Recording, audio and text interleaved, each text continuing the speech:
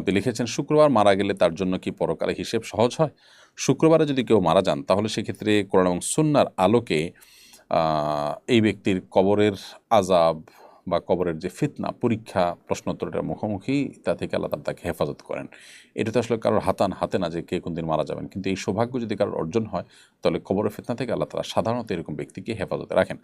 So জুমার দিন মারা গেলে এই সুফলটা পাওয়া যাবে, কিন্তু এর মানে এই না যে পরকালে হিসেব সহজ হওয়ার কথা বলা হয়েছে। হ্যাঁ, এটা ঠিক যে কারো যদি কবরের ফিতনা, কবরের পরীক্ষা থেকে আল্লাহ তাআলা মুক্ত রাখেন, আশা করা যায় যে পরবর্তীতেও আল্লাহ তাআলা তার জন্য বিষয়গুলোকে সহজ করবেন।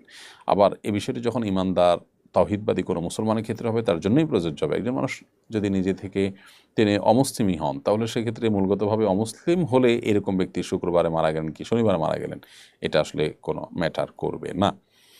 বিধায় জুমার দিন মারা গেলে তাদের কবরের যে ফিতনা সেটা হবে না, বা কবরের যে পরীক্ষা সেটা থেকে তারা মুক্ত থাকবেন ইনশাআল্লাহ তাআলা। অশান্ত মনে আইডি থেকে আপনি লিখেছেন, আমি একজন ভর্তি পরীক্ষার্থী। আন্দোলনের পর থেকে ফোনে রাজনৈতিক ব্যাপারে এতটাই আসক্ত হয়ে গেছি যে পড়াশোনায় মনোযোগ দিতে পারছি না, এমনকি নামাজ থেকে দূরে চলে যাচ্ছি। এমন অবস্থায় কি করতে পারি? মাশাআল্লাহ, খুবই প্রয়োজনীয় এবং গুরুত্বপূর্ণ একটি প্রশ্ন। প্রিয় ভাই, এটা খুবই চিন্তার বিষয় যে আপনি একজন শিক্ষার্থী হিসাবে শিক্ষার যে ট্র্যাক সেখান থেকে আপনি সরে গেছেন। যদি ব্যাপারটি এমন হয় যে আপনার পড়ালেখা করে আপনার জীবনে মানুষের জন্য যতটা কল্যাণ সাধন করতে পারবেন তার চাইতে এখন যে ভূমিকা আপনি অবতীর্ণ হয়েছেন এর মাধ্যমে আরও বেশি কল্যাণ সাধন করতে পারবেন, এরকম যদি আপনার মনে হয় অবশ্যই আপনি এখন যে আপনার ভূমিকা আছে সেটা চালাবেন। কারণ গতানুগতিক এই পড়াশোনার যে আসল উদ্দেশ্য নিজে সমৃদ্ধ হওয়া, মানবতার উপকার করা, সেটা যদি আপনি আগে থেকে করতে পারেন, পড়ালেখা করে যা পারবেন তার চাইতে এখন বেশি করতে পারেন, অবশ্যই আপনি সেটাকে প্রায়োরিটি দেবেন। কিন্তু ব্যাপারটা যদি সেরকম না হয়, আপনার ভূমিকাটা যদি সেই লেভেলের না হয়, আপনি জাস্ট একজন অ্যাক্টিভিস্ট, তাহলে সেক্ষেত্রে আপনার শুধুমাত্র এই জাতীয় ফোন সংবাদ, এই জাতীয় নিউজ সংবাদ, এই জাতীয় আর্টিকেল, ফুটেজ এবং রিপোর্ট, এগুলোর পেছনে আপনি পড়ে থেকে সারাদিন পার করে ফেলেন, তাহলে অবশ্যই সেটা উচিত হবে না। বিকজ আপনি পড়াশোনা করে সমৃদ্ধ হয়ে আরও বেশি কাজ করতে পারবেন। এখন যেটা করছেন সেটা আসলে আপনার জাস্ট একটা নেশায় পরিণত হয়েছে, জাস্ট এটা টাইম পাসে পরিণত হয়েছে, জাস্ট এটা একটা আপনার ব্যক্তিগত কি বলে এটাকে মানে আপনার একটা হবিতে পরিণত হয়েছে। ব্যাপারটা এরকম না যে আপনার এই অ্যাক্টিভিটিসের উপরে অনেক কিছু নির্ভর করছে। এরকম যদি না হয় তাহলে সেক্ষেত্রে আপনার আসক্তি থেকে বেরিয়ে আসার জন্য আপনাকে সংগ্রাম চালাতে হবে। এবং এই জাতীয় আসক্তি থেকে বেরিয়ে আসার জন্য পৃথিবীর অনেক সংশ্লিষ্ট বিশেষজ্ঞগণ অনেক পরামর্শ দিয়েছেন, সেগুলোকে আপনি আমল নিতে পারেন। আল্লাহ তাআলা আপনাকে রহম করুক এবং অনুগ্রহ করুক, আমরা সে দোয়া করি। শরিয়া আইন নিয়ে পক্ষে বিপক্ষে অনেক কথাবার্তা চলছে। কেউ যদি শরিয়া আইন অপছন্দ করেন তার ধর্মীয় অবস্থান কী হবে? খুবই গুরুত্বপূর্ণ প্রশ্ন। শরিয়া আইনকে যদি কেউ অপছন্দ করেন, কেউ যদি বলেন যে না শরিয়া আইন আমি চাই না, শরিয়া আইন আমি অপছন্দ করি, তাহলে তিনি সাথে সাথে ইসলাম থেকে খারিজ হয়ে যাবেন। কারণ শরিয়া আইন মানে হলো কোরআন এবং সুন্নাহর ডিসিশন। এটা যদি আপনি অমান্য করেন তাহলে সেক্ষেত্রে আপনি আল্লাহদ্রোহী হলেন, কোরআন হাদিসের বিরুদ্ধে বিদ্রোহ করলেন। যেটা আপনার অন্তরে যে অবস্থান করছে ঈমান, আপনি যে ঈমানের দাবিদার, সেই দাবি থেকে আপনি সরে আসার নামান্তর। অর্থাৎ আপনি একটা রাষ্ট্রকে স্বীকার করার কথা বলেন, কিন্তু সে রাষ্ট্রের স্বাধীনতা, সংবিধান, সে রাষ্ট্রের কোনো কিছু আপনি মানেন না, সীমানা কিছুই মানেন না। তাহলে সেক্ষেত্রে এই বিষয়টা যেরকম রাষ্ট্রদ্রোহ হিসাবে দেখা হয়, ঠিক একইভাবে শরিয়ার আইন নিয়ে পক্ষে বিপক্ষে কথা চলছে, এই সময় যদি আপনি বলেন যে আমি শরিয়া আইন চাই না বা শরিয়া আইন দরকার না বা আমি এটার পক্ষে না, তাহলে সেক্ষেত্রে আপনি অবশ্যই সাথে সাথে বেঈমান হয়ে যাবেন। হ্যাঁ, শরিয়া আইন নিয়ে যখন আলোচনা হয় তখন কেউ শরিয়ার পক্ষে বলছেন, আপনি মনে করছেন যে না এইভাবে শরিয়া কায়েম করা সম্ভব নয়, বা এভাবে নয় ওইভাবে হবে, বা এখন নয় তখন হবে, বা এইভাবে নয় আরও ধীরে আগাইতে হবে। অর্থাৎ আপনার শরিয়া আইনের ব্যাপারে আপনার কোনো আপত্তি নেই, আপনার সেটার ইমপ্লিমেন্ট নিয়ে ভিন্ন কথা আছে, আপত্তি আছে। সেটা যদি হয় তাহলে আপনি ইসলাম থেকে খারিজ হয়ে যাবেন না, কিন্তু সেটাও মনে রাখতে হবে যে আপনার নিয়তের মধ্যে যদি হয় শরিয়া আইনকে অ্যাভয়েড করা, তাহলে সেক্ষেত্রে আল্লাহর খাতে আপনি নিজেকে মুসলমান মনে করার কোনো কারণ থাকতে পারে না। এই জন্য আমাদের চিন্তা করতে হবে যে এই জাতীয় বিষয়গুলোতে একজন মুসলিম হিসাবে খুব দায়িত্বশীলতার সাথে মন্তব্য করতে হবে। আল্লাহ তাআলা আমাদের সবাইকে সেই তৌফিক দান করুন। প্রিয় দর্শক, দেখতে দেখতে আমরা অনুষ্ঠানের ঠিক মাঝামাঝি পর্যায়ে এসে পৌঁছেছি। সময় হয়েছে খুব ছোট্ট একটি বিরতিতে যাওয়া। বিরতির পর আবারও ফিরে আসবো। এরপর আবারও আপনাদেরকে স্বাগতম জানাচ্ছি শরীয়ত সমাধান অনুষ্ঠানে। আপনারা দেখছেন আসুনা ফাউন্ডেশন স্টুডিও থেকে সরাসরি আয়োজিত সাপ্তাহিক প্রশ্ন উত্তরমূলক অনুষ্ঠান শরীয়ী সমাধানের 237তম পর্ব। আমরা বিরতির আগেই অনেকগুলো প্রশ্নের উত্তর দিয়েছি আলহামদুলিল্লাহ।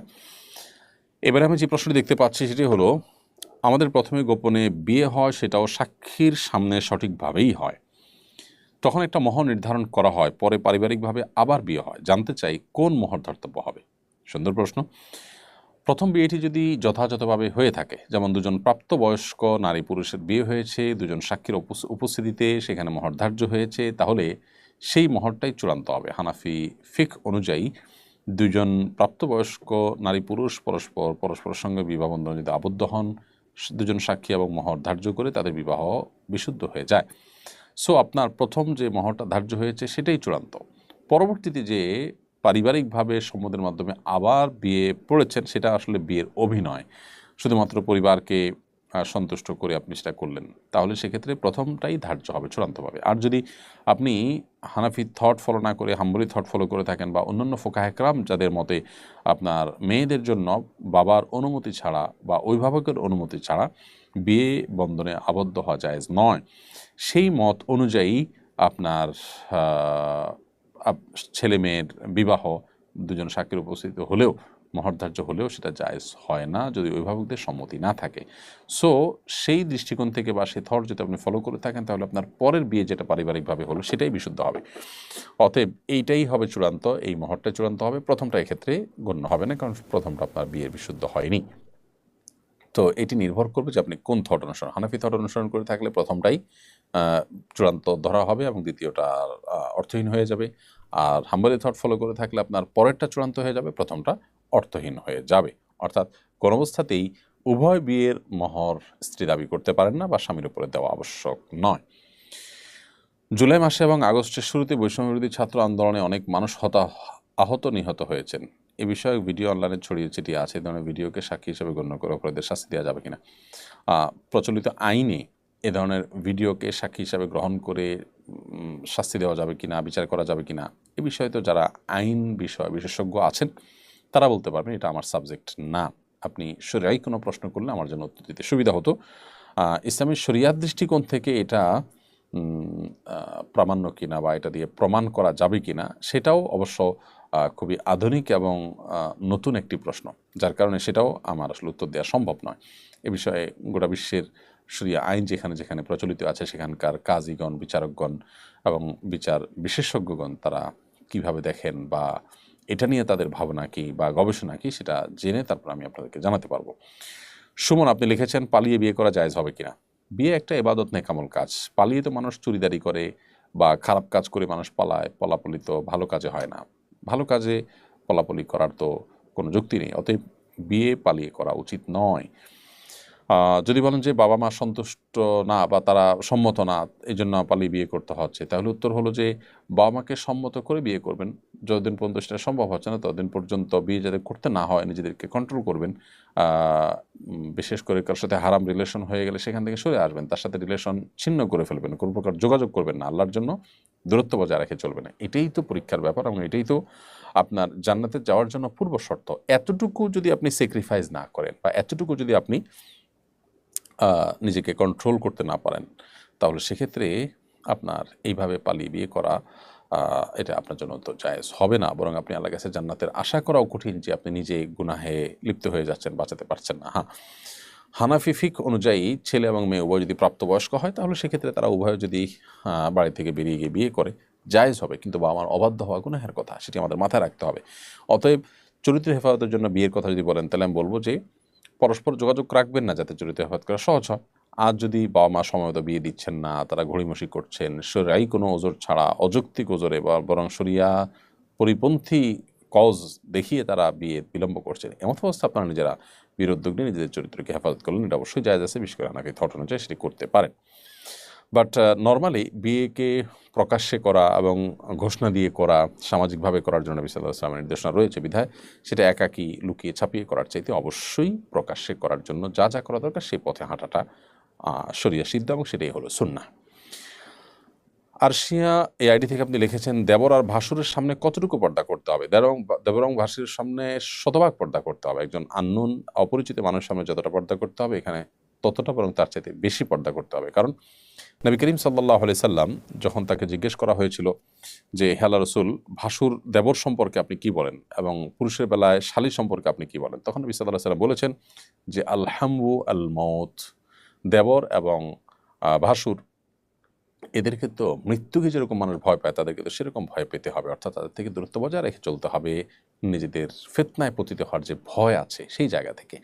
ঠিক একইভাবে পুরুষের জন্য শালিকা থেকে এরকম দূরত্ব বজায় রেখে চলতে হবে, মৃত্যু থেকে যেরকম মানুষ দূরত্ব বজায় রাখে। এখান থেকে বোঝা গেল যে সাধারণ যে মানুষজন আছে তাদের সাথে আমাদের যে ওঠা বসা আছে, তাদের সাথে যে আমাদের চলাফেরা আছে, সেই চলাফেরাটা ক্ষেত্রে আমরা যতটা সতর্ক, পর্দার বিধায় আমরা যতটা কনসার্ন আছি, এখানে আরেকটু বেশি আমাদেরকে দায়িত্বশীল হতে হবে, কারণ এখানে ভয়টা আরও বেশি।